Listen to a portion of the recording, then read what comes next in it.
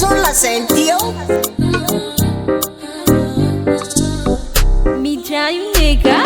tsy hoe mitsikopo maro anisy fareo mihevitra anay overa na mbola betsaka efa ela be io agnykobonay e fa zay fotsiny hoany tsy te hiresaka tsy te hitatapobaka fa sonareo ainina fa zay efelany konesaka atongilano ny sofiny vo herinandro tany amazengah de hoe eo apasy laolo boka zay mikaiky ohatran'le sipatrasa mampirafy de hoe zay ataonao fa madilo ana ny saiko e sange efa ela be ny te hisaraka fa ny atahorako izy le misy areti-po e efa ela be zay tsy ny ray fandriny efa isako manao testa de bararoa e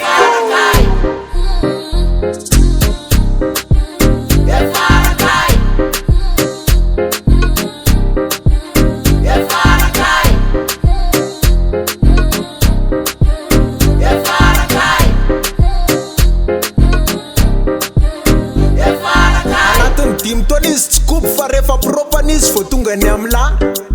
mody mitakosina sy mamy fanapina nefa veo alaigny kamera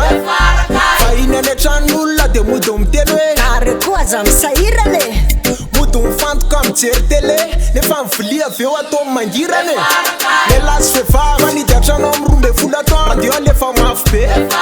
zay mbola milazatsy kopy an'izany kosa aloha tonga de raiky tany amin'ny afy be le mamolaka varitra de mody mandeha kely nefa mody miandratsona izy koa mody alafy de tena mety aminao tsara sady misy tombony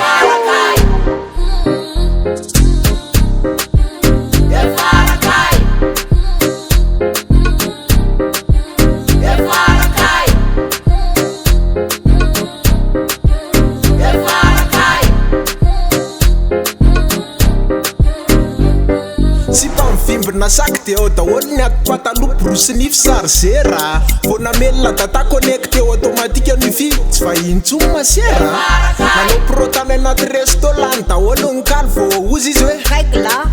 te azo bible afaka manao devoir de la aveo meniny ny avaidina ny amaranako azy aleo fitiniko sodindray ho lasa lava be